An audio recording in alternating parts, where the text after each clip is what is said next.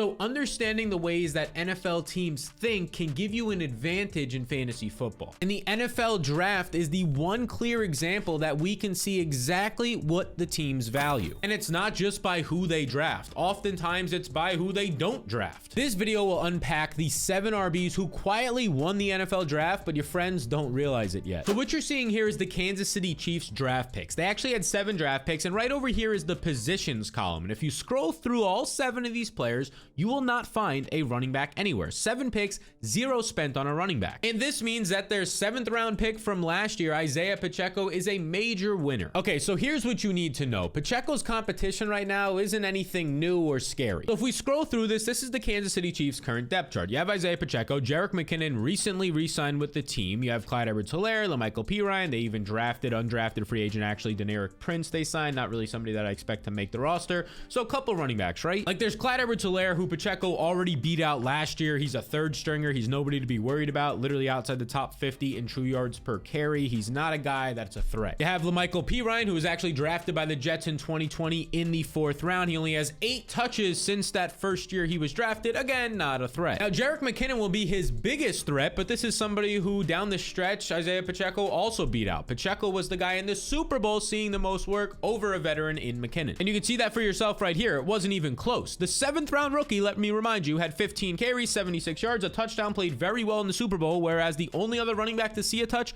was Jerick McKinnon, and he only had 4. Now, Pacheco last year was top 10 in running back efficiency, and sure, he was in a great offense, but Clyde Edwards-Helaire didn't do that when he was in this great offense, right? So there's something here. Now, over Pacheco's final 8 games, so the second half of his rookie year, normally after the bye week when rookies start to see more usage, Isaiah Pacheco finishes a top 20 running back. The 7th round rookie who you got in drafts for free was a top 20 running back. And look at the names he was around. Ramondre, Kenneth Walker, Aaron Jones, Sanders, Zeke. These are guys who were seeing 250 touches. Plenty of these guys are top 20 running backs as well. So that 2nd year running back is a winner. Now this next guy might be the biggest winner. And what we're looking at here is the New England Patriots picks. They had 12 picks, a whole dozen. If we look at the position section right over here, none of these guys, as we scroll down, none of them at all were running backs out of 12 total picks, even though the rumor was they were going to take at least 1 running back. And if you haven't put the pieces together yet, this is great news for Ramondre Stevenson. Let's talk about it. So a big reason why the Patriots probably didn't spend a pick is because they probably and finally realized that Stevenson can do it all. Look, he was 3rd last year in targets, so he has the pass catching chops. He was top 15 with Damian Harris there, who's no longer there in red zone usage. Yes, the 230-pound back is a red zone threat. And according to Player Profiler's efficiency metrics right here, he was a top 10, borderline top 5 running back in efficiency, creating them on his own. He knows how to do that because of his after contact, breaking tackles and getting yards after contact. So all of that is great. We know he's a great talent. Nobody was brought in at all in the draft. Basically, nothing was brought in free agency. He has no threats in his backfield. And you can see for yourself. When I say basically nothing was brought into free agency, it's because I don't really think James Robinson is a threat at all. But let's start with Pierre Thomas, the 2nd-year player. Check that, Pierre Strong, not Pierre Thomas. But you can see right here, his speed score is great. 95th percentile. He has burst at 86th percentile. He's talented, but he's a little bit smaller, around 200 pounds. And if a 2nd-year player with a little experience is the biggest threat to Ramondre Stevenson, that's great news. Because I'm sorry, but I'm not going to be afraid of James Robinson, who was 66th in efficiency last year. He's already been sent to another team now from his first team where he had his only success because he saw a ton of usage that year and he wasn't efficient even then. And then there's the other 2nd-year player in this backfield in Kevin Harris, who was actually cut last year and then re-signed to the team. So it shows you how much they actually value him. Probably not all that much.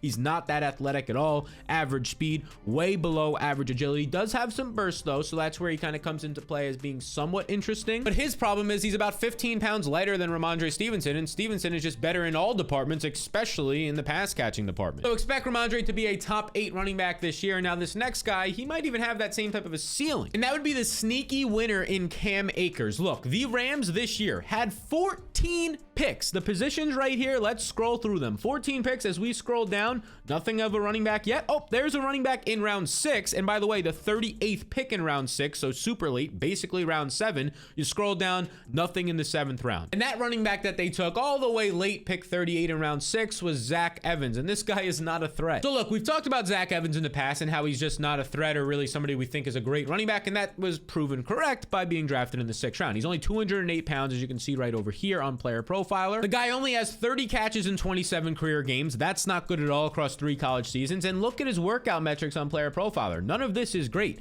average speed, below average burst. The agility is nice, but if you don't have burst or speed, what's the point of even having agility? You're going to stay up a little bit for what, an extra half a yard? So Zach Evans isn't any new competition, and let's not forget what Cam Akers did at the end of last year. If we use the RotoViz game split tool right here, over his final 6 games, he averaged 18 fantasy points per game, and when you combined his rush attempts and his receptions, he was around 20 total touches and 102 total yards. That is unbelievable. During this time, Akers was literally a top 5 running back. I mean, guys like Austin Eckler, James Conner McCaffrey were the only guys averaging more points. Jerick McKinnon's in there, and you might be saying, wait, Jerick McKinnon, he was that good? He's not a threat to one Isaiah Pacheco, Sal? Yes, that's correct, because Jerick McKinnon was doing that basically all on an insane touchdown stretch that was not sustainable, and we saw that in the postseason. And the rest of the competition for one Cam Akers, it's weak. We can go to Kyren Williams, who was a pick last year. Look, he's not athletic at all. Every single thing here, these bars are supposed to be high. The higher, the better. Some of the worst speed and burst in that class, and it showed on the field. Because Kyren Williams was 79th in running back efficiency. There's 32 teams, so he wasn't even the second best on most teams. He was the third best on this team, the Rams. And there's Ronnie Rivers, who's only 195 pounds. He's smaller with just 14 career touches last year. And I certainly am not afraid of Malcolm Brown, one of the most inefficient running backs the last 3 years, who's now 30 years old. And oh yeah, over the last couple of years, just 51 total carries in the NFL. So Akers is currently a value in drafts. He goes in round 7, whether it's underdog best ball drafts, the FFPC, wherever you're drafting right now, be sure to target Akers as it stands. And target the man who had a great weekend in DeAndre Swift, and here's why. Swift was traded for the Eagles. The Lions get a 4th round pick after Jahmyr Gibbs was taken, but these frustrations started when David Montgomery was signed to a big deal. But it's great news for Swift because he goes from a situation where he would have been the backup to David Montgomery, definitely the 3rd string with Jahmyr Gibbs there, to now going to the Eagles, who had the 3rd best efficiency offense last year. But when you scroll over to what they did on the ground, their rushing expected points added and their rushing success rate, these two numbers right here, 51% rushing success rate, the highest in the NFL by a wide margin. The Eagles scored 33% more running back rushing TDs than any other team, but that's not all. Because they also had the 3rd best, only the Ravens and Falcons were better last year, and they re-signed some of their guys, the Eagles, to make it still strong and a lot of depth, 3rd best run blocking offensive line. So yes, this is a clear upgrade for Swift, who goes from being easily a backup or 3rd string in Detroit to the potential starter in Philly. Because I'm looking at Spot Track's contracts right here. In this specific year right now, there's only 2 running backs getting guaranteed money from the Philadelphia Eagles, meaning that, you know, maybe if they were to get cut, the Eagles would lose out on some money. It's Boston Scott. It's basically just $1 million, and Rashad Penny, $600,000. The only other guy who has guaranteed money on this team is Kenny Gainwell, but that was at his rookie contract when he was drafted in the 5th round, $300,000. Not a lot, relatively speaking. Sal, why does the money matter, you might be saying? Well, it just shows there's no financial commitment to any of these running backs, so they're really just gonna go with, they have no pressure financially, they're gonna go with the guy who is producing. And now check this out, because DeAndre Swift was the number 2 running back last year in yards per touch, so he knows how to be productive. I would say right now he has the best chance, especially considering they traded a 4th round pick for him, which is higher draft capital than they spent on any of the running backs currently on their roster. He has the best chance to be the starter in Philadelphia, and that means he has top 20 upside. So I like DeAndre Swift a lot this year as it stands right now, but I like this next running back even more. He has top 5 upside, and that is going to be Tony Pollard. So look, the Cowboys did draft a running back, but it wasn't until round 6 in Deuce Vaughn. And Deuce Vaughn, he had a solid college career. He's out of Kansas State. He's just 21 years old. If we look at it, look at this overall production that the guy had. He ends up going out there his final 2 years and having over 1,400 rushing yards each of those final 2 years. You add in his receiving yards of nearly 400 every single year. He was great. He was ultra productive. But here is the big issue with Deuce Vaughn. He's 5'5" and 179 pounds. The only other running back that we've seen be anywhere near this size and have success is Tariq Cohen. And that success wasn't sustained, and Tariq Cohen was a complete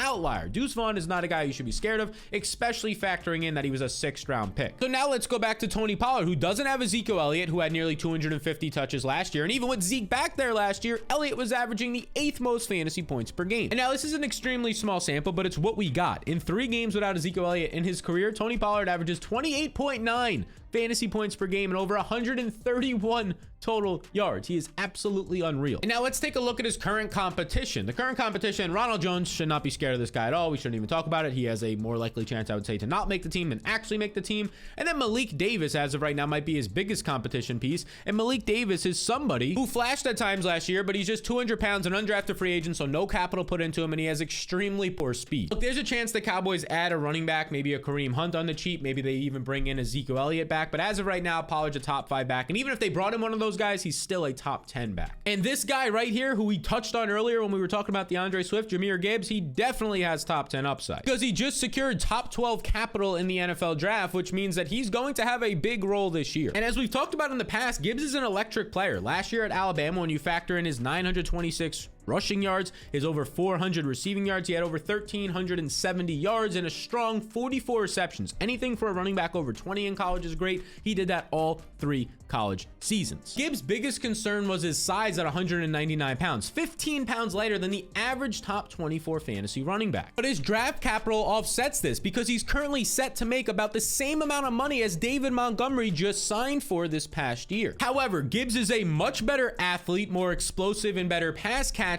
than one David Montgomery, and he is a major value in round 5 right now. I wouldn't be shocked if he's going in round 3 come the summer. Now, I don't think this next running back will ever go in round 3 this summer, and he probably shouldn't, but he has that upside and more. What we're looking at here is the Tampa Bay Buccaneers draft, and they had 8 picks. The position column, let's focus on it. We scroll through, nothing of offensive skill positions besides a 6th-round receiver, so no running backs with those 8 picks. That's absolutely great news for Rachaad White. Now let me explain. The Bucs cut Leonard Fournette, and the only guy they brought in free agency was Chase Edmonds, who's coming off of his worst efficiency year yet. So here's what this means. It means that Rachaad White is Tampa Bay's running back 1 by far. Last year, he averaged 10.5 touches per game, but in his one game as a starter, he had 14 carries. Okay, nobody else saw anywhere near him, just 4 for Keyshawn Vaughn. But when you factor in this thing right here, 9 receptions, 45 yards. So he had 109 yards and 9 receptions. And those 9 receptions, sure, it's like an outlier game, but it's not all that crazy because Rachaad White was doing that in college, seeing 20% of Arizona State's targets. And not just that, but he was ultra dominant. Over 1,000 yards his final year on the ground. He had 456 receiving yards. He was actually the #1 producer as a receiver and rusher for Arizona State that year. And as you can see on the player profiler workout metrics right here, this guy was also an uber athlete, 87th percentile burst, 84th percentile speed. So it's an easy takeaway for me right now. I said in the 3rd round he shouldn't be going there, but he's going in the 7th round right now, and at that point, major value. Now I got one bonus running back for you, and the reason why he wasn't included in this video is because I think this is the team most likely to add a running back and shake some things up here. And this would be the Baltimore Ravens, who had 6 picks but did not draft the running back. Again, I think they could add a Kareem Hunt and Ezekiel Elliott, a Leonard Fournette, one of these veteran backs that are still on the market. But since no one has been added yet, it is J.K. Dobbins who is a proven winner right now. And as the season went on last year, especially when he returned in week 14, J.K. Dobbins was a top 15 running back from there on out. He finally looked over his ACL injury, and where he finished was around some solid running backs. Nick Chubb, Josh Jacobs, Dameon Pierce, who the 4th round pick for the Texans last year, who had a big season. These is where J.K. Dobbins was last year. He looks to be a top 24 running back heading into 2023 as it stands. 7 running backs and a bonus to keep you ahead of the competition in all these drafts. Some your friends, some strangers. Either way, you're slapping them around. But if you definitely want to ensure that you will be slapping around the competition, well, check out the Fantasy Blueprint for 2023, link down below. So if you want to beat your friends and win your league, well, get the Fantasy Blueprint down below. It's just $5. And if you don't make your playoffs, I'll refund the $5. This is 100% risk-free. And over 99% of people did not reach out for that refund because they were making their playoffs and winning their championships too last year. So these were the 7 running backs who were big winners that your friends don't know about yet. And there's even sneakier wide receivers that they don't know about that you can check out in this video right here. And if you love what we did here today, be sure to also hit the subscribe button so you can ensure that you're beating your friends.